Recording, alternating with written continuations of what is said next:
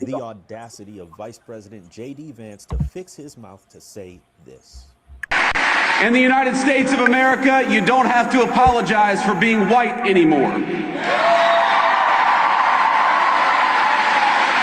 First of all, we're not asking for you to apologize to be white in the first place, or rather, more accurately, we're not asking you to apologize for being of European descent. Secondly, we're not asking anything. We're actually demanding justice.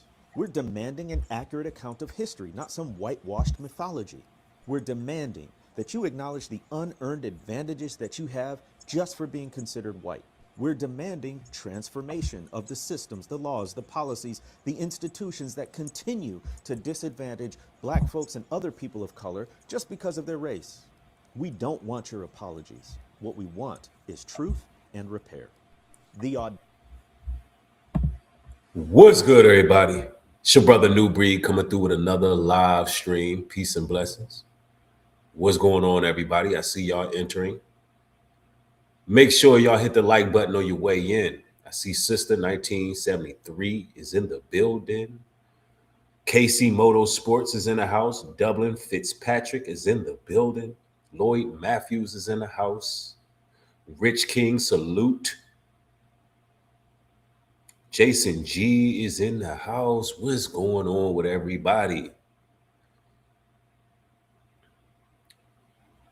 Turning Point USA, Americafest was like a conclave of YT inferiority. It was a hot mess. It was filthy. It was dusty. It was weird. It was classless. And it was overall just a bad look. Now, I know there's some people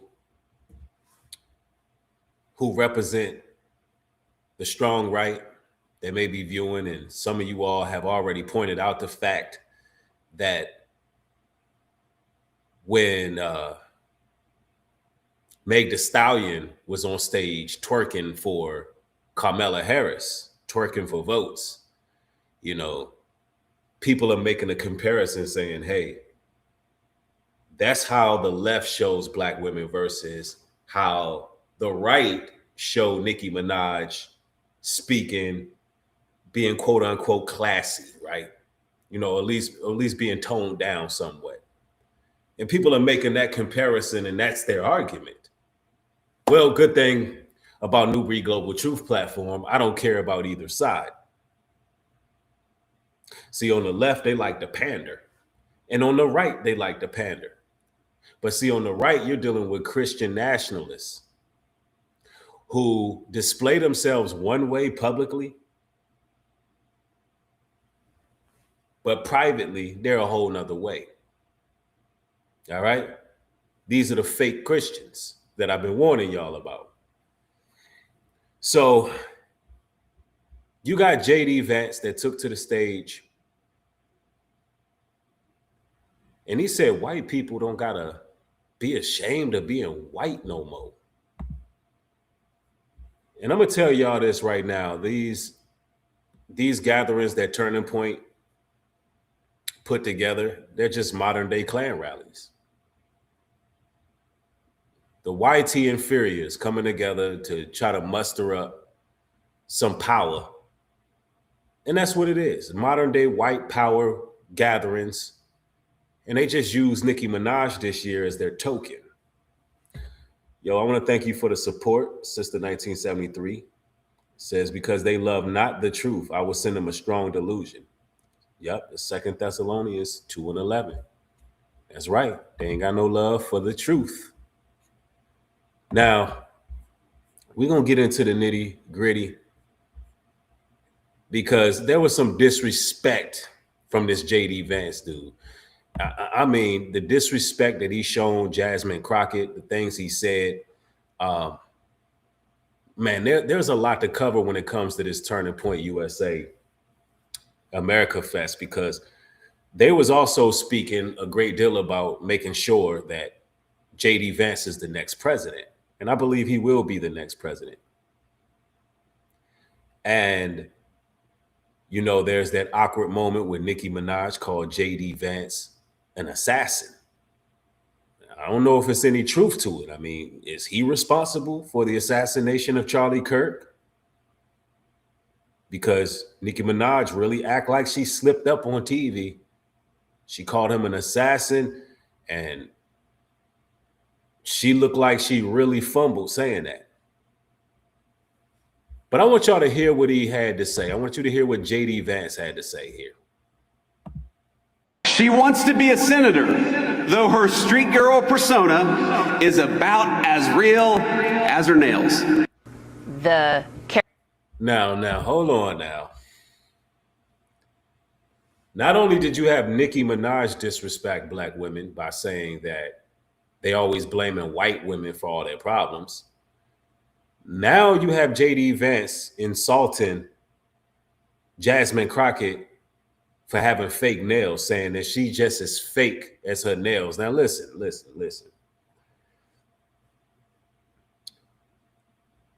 We are the backbone of the culture. We are the backbone of style. And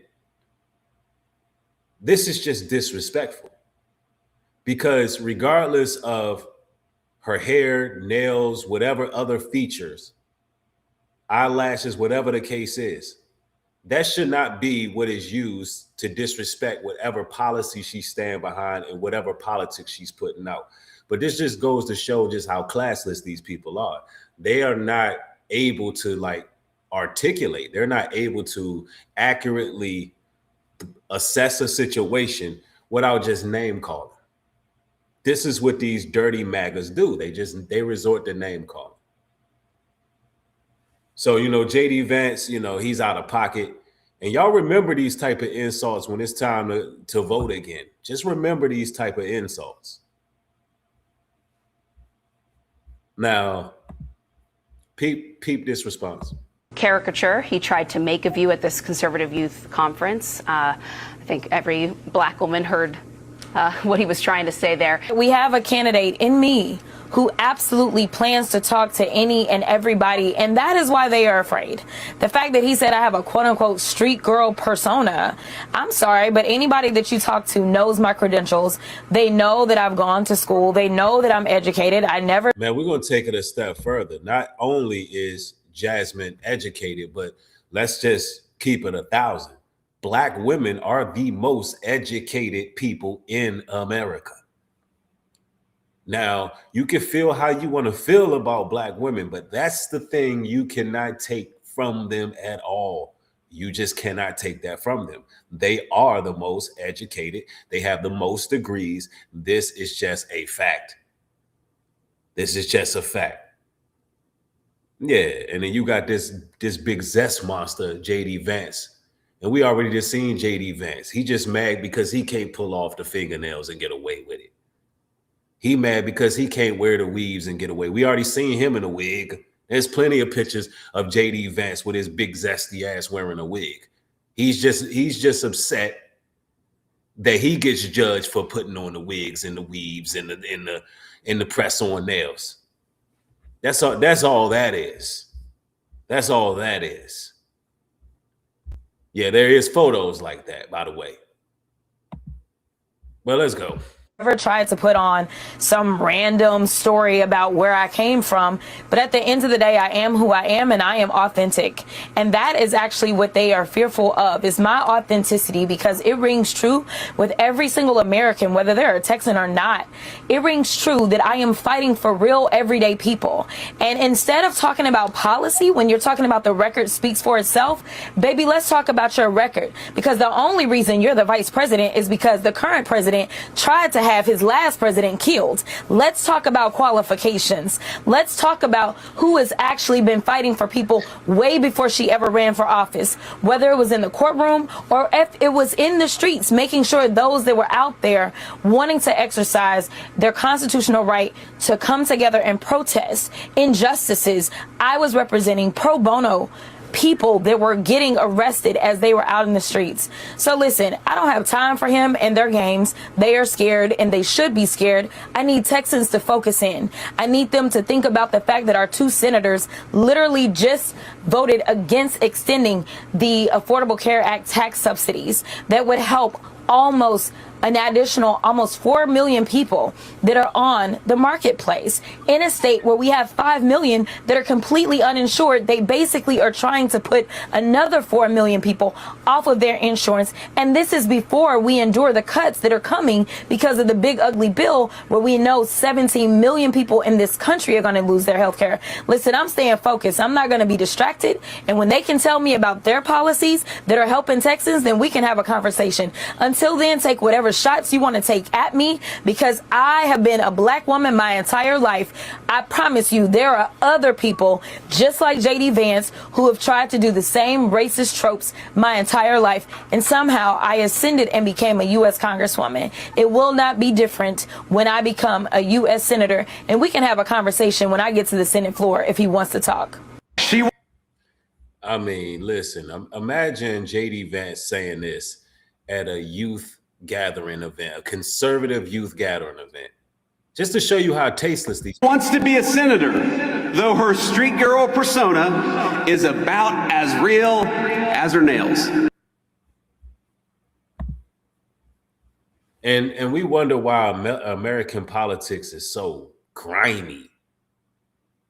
You know, it's like they always taking the gloves off.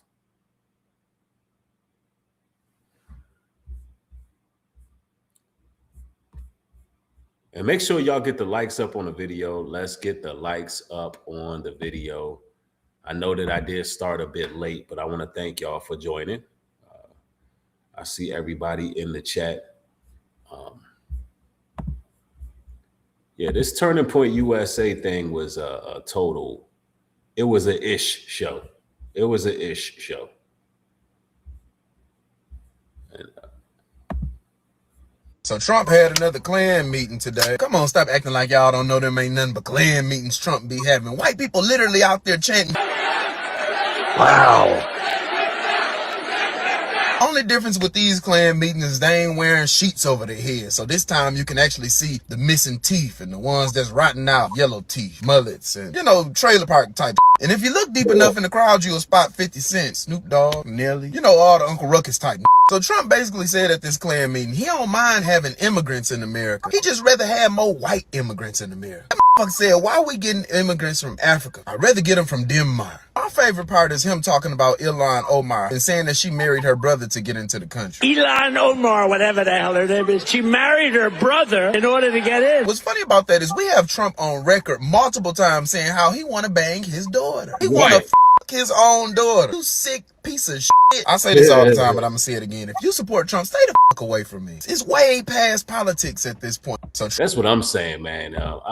I'm going to keep it a buck with you, man. MAGA, y'all going down bad. How many people, I mean, like, what would really be on people's mind who defend MAGA? What be on people's mind when they defend Trump and his antics? I am curious to really understand why people really be trying to die on that sword for somebody like Donald Trump. Y'all know later on I'm going to cook a little bit more. We're going to go in on Trump with these Epstein files. Ladies and gentlemen, I just don't know how anybody can muster up the audacity to rock with MAGA. They are cooked. They are cooked. I'm telling you, they cooked. Let me see. Somebody said the world is a stage and we are characters in it. That's true. That is true. But let me explain what's going on. There is a wake-up call. I like what this brother right here has to say about the white America, the middle America wake-up call. Didn't see any black people in the Epstein files. You didn't. White people, why can't we be honest about literally anything? You saw MJ, he was photoshopped in, and that's the entire point. No matter where on the political spectrum you lie, whether it's Noam Chomsky, Bill Clinton, Donald Trump, or Steve Bannon, whites had to take a hard look at themselves this weekend and understand that the elites on both sides have always been complicit in creating the highly curated differences of opinion that have divided us and hold us hostage every single year on election day. All right. Doesn't matter what kind of white you are. Epstein is the brutal white reminder that the richest, whitest of us are both complicit in not only erasing their own histories, but the histories of our countries, and the histories of our country's borders, and the histories of the indigenous people that used to live within our country's borders. Everyone else but us seems to know that we turn the horrors of our ununited states into the United States, and the horrors of our original white evil island boys into the founding fathers, all while they got to use outdated concepts of race and gender to control the way that we vote, while they created ethno-states by any means necessary. Why white people are the only ones left to think religious people can be political, right? Because no religious person follows the racist class structures built by the redacted histories of the country's most racist, richest men, right? Especially the ones who created laws only to legislate their creepiest fetishes. We're gonna let the same rich white political actors define the actions of our countries with racism, sexism, and xenophobia while they call it a religion and make it unsafe for us to practice these religions, right? There's not a Christian in America who would be proud to be American. And there is not a Jewish person in the world that would be proud to... You get it, guys. Have a nice day. Didn't see any black people in the Epstein files. Yeah, you know, this is what's going on with Middle America. They're having an identity crisis because they've also been lied to. Remember, the scripture says that the Gentiles will come to us and say, surely our fathers have inherited lies. See, they've been lied to too, man. And now it's a point where all this truth is coming out. And the only thing that these desperate, dusty, musty, mildew-smelling white supremacists can do is just come outright with their racism. They got to have these rallies and these different functions, and you know, they got to have all these organizations funded by billionaires, because they cannot grow anything grassroots, because truly their children, listen, let me tell you, their children are not really being convinced through turning points programming. They're really not. You know, they have the World Wide Web. There's a lot of information out there. You know, they're trying desperately. Them going to get Nicki Minaj, that is an act of desperation, y'all. That is an act of desperation, going to go get Nicki Minaj, because they know that they're losing. They know they're losing. They're losing the information war. And then, you know, they had to go get this Trinidadian tether to try to, you know, I don't know, condemn our people. But look. They are angry with themselves, you guys. So you can't wake up and think about somebody who is determined to just stay mad. I literally tell them, stay mad. Stay mad. Because we're going to stay joyful. In a world that doesn't want us to think, we will think. By ourselves or on our own. We will continue to think. They are angry with themselves, you guys. So you can't wake up and think about somebody who is determined. Nicki Minaj hates foundational Black Americans. She hates foundational Black Americans. And the delineation movement is really, really getting under these white supremacists and tether skin. It really is, y'all. It is really jacking them up. And they're the ones upset because they can't really exploit us. So now you have the tethers and you have the white supremacists just coming together. And they're battling for influence. When the truth is, you know, most of the American youth are looking for just raw, uncut truth. It's a yearning for it. They're yearning for authenticity. They're yearning for voices that are speaking something different than the echo chamber that we hear every day online.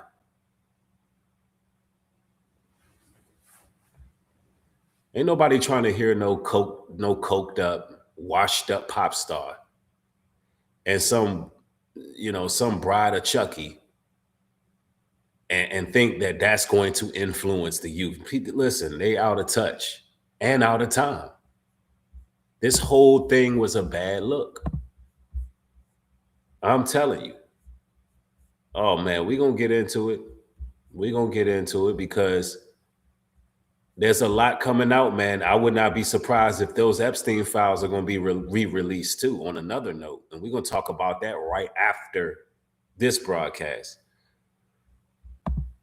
What was your takeaway from that interview? First of all, were you surprised to see her at Turning Point USA? I was not surprised to see her at Turning Point. She's been sort of moving toward the right for a while. Right. Much to the disappointment of her fans. She has a huge LGBTQ fan base. And of course, a massive black fan base of black women who've been disappointed by comments that she's made. Her fan base is LGBTQ and black women, and she has alienated her whole fan base.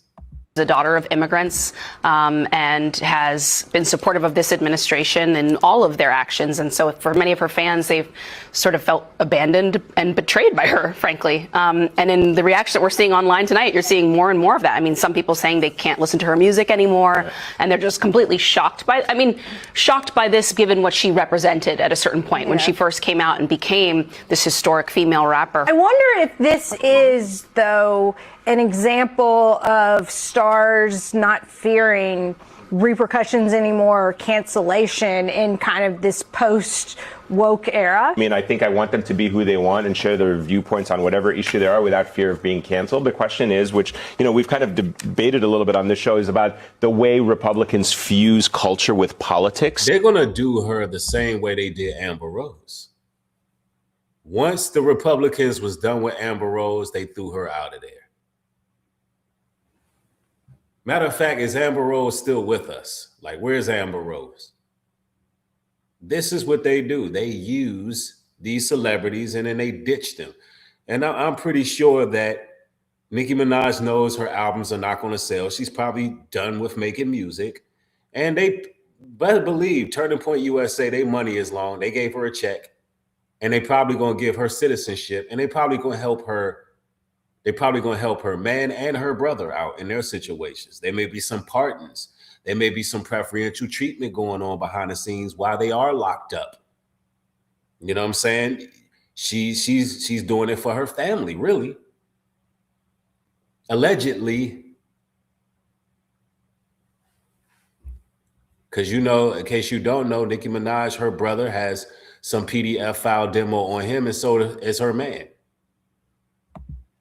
Let's go. And I think they've done such a good job. It's not about co-opting culture, but certainly bringing people from culture and bringing them visibly within to their camp. They do it with, hip hop artists. They do it with athletes. They've done it with UFC, right? They've made the UFC part of like the MAGA world. And I think that is a way to reach new audiences and speak to new audience members. Even if they are losing some, I'm sure they're also gaining some because of Nicki Minaj, despite some of the horrendous things that she said. I think it's interesting if you think back to who were the celebrities who openly supported Trump back in 2016. It was like Chachi and Kid Rock. Kid Rock's always there. Kid Rock's always there. And he's really made inroads with people who Sylvester Stallone was at the Kennedy Center saying he's one of the greatest presidents of his time. Again, maybe an old generation artist, but nonetheless a Hollywood blockbuster. But I think it's pretty striking that he's making inroads with people Cristiano Ronaldo was at the White House, arguably the world's most famous soccer player and one of the most beloved soccer fans. With athlete, like the sort of manosphere kind of world, in which I would put professional athletes into a little bit. I think that's different from a rapper. I just think that the way they co-opt these celebrities and athletes and bring them into their world, like Trump posted about it and he showed Ronaldo there at the White House. It's interesting though. I mean, like a lot of them were like, Cardi B, why are you speaking during the 2024 campaign? Like, stick to music. But they were happy to have her walking out there. That's another example of the double standards that Republicans display. What was your... the Democrats used Cardi B too. They used her too. And Cardi B don't know a damn thing about politics.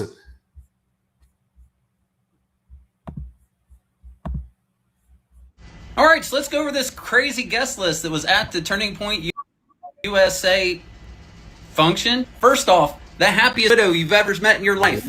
A rapper that's not an American citizen trying to get a pardon for her pedophile brother and get her pedophile husband's record expunged by Donald Trump.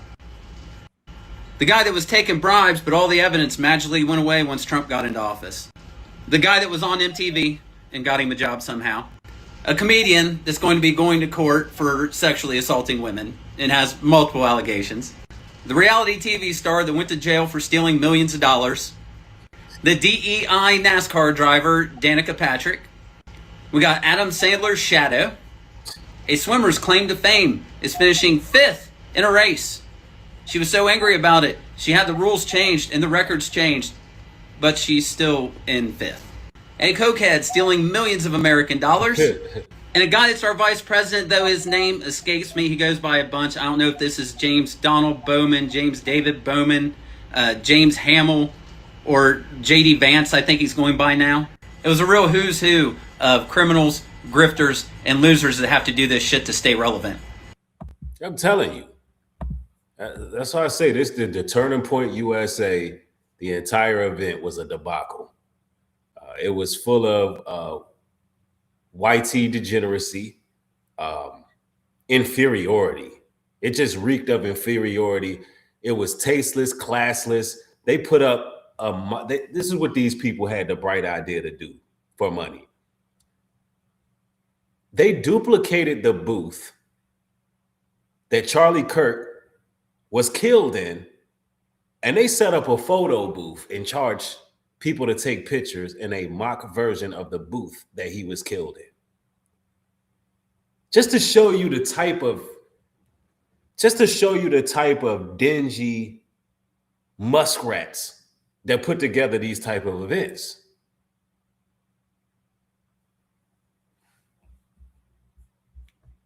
I'm telling you, man. Sad work right here. Please. So for those of you... Hold on.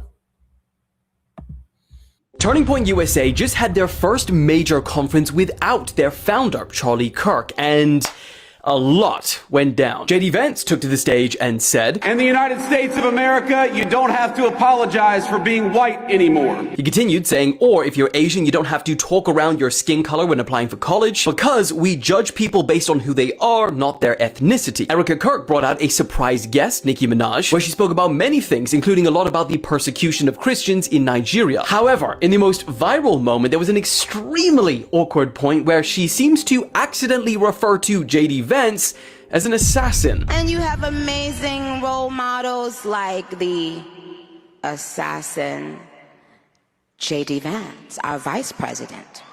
And when I say that, Man. Trust me, there's nothing new under the sun that I have not heard, so you're fine. Yes, we did. This was horrible. The Democrats decided to get involved by replying to a post about Nikki's appearance with a picture reading PDF file protectors with a caption reading checks out. Others then started clipping moments when Charlie Kirk previously said that he doesn't think that Cardi B or Nicki Minaj are good role models. Minaj, Cardi B. Okay, Nicki Minaj is causing dads to leave the home. Hold on a second. I don't think that's a good role model for 18-year-old black girls. I don't. Erica Kirk then took to the podium to say, "We are going to get my husband's friend, JD Vance, elected for 48 in the most resounding way possible." Y'all hear that? They really are trying to get JD Vance elected. Now, honestly, I believe they will get it. First of all, I don't think that the people really have an election. I believe that there's a selection, not an election. And they know who's going to be the president years in advance.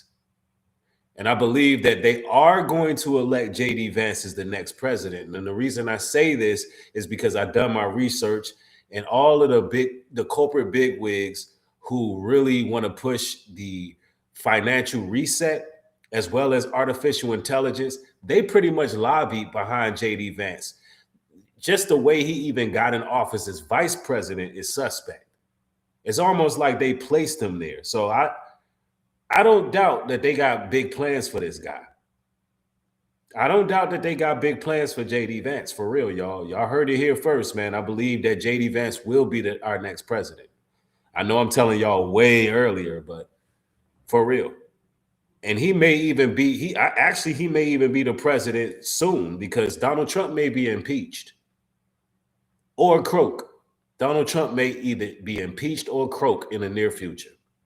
I'm just keeping it a buck with y'all.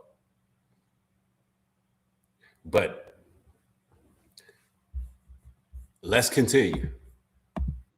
There were dozens of celebrity speakers, including Russell Brand, Rob Schneider, and they even recreated the tent where Charlie Kirk was murdered. And the reporter said, And people are taking selfies with it. Americafest was a Yo, they were taking selfies with the booth he was killed. Like, that is just trash. 4-day-long event which gathered an estimated 30,000 people and was attributed to the late Charlie Kirk.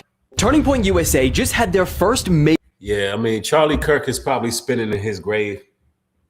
I mean, this was a horrible event. You know, I don't want to be too long-winded on this. I got more news to cover. I wanted to get into some Trump news. I'll catch y'all in a few minutes on the vertical side. So if you're not in the shorts algorithm, jump in the shorts algorithm. We got to chop it up. I just wanted to, you know, give a quick rundown of how this Turning Point USA event went. Give my highlights, takeaways, what we can get from it. Now we done with that. We going on to the next story. Look, one love to y'all. Y'all be blessed out there. Momentary you coming. Y'all stay safe.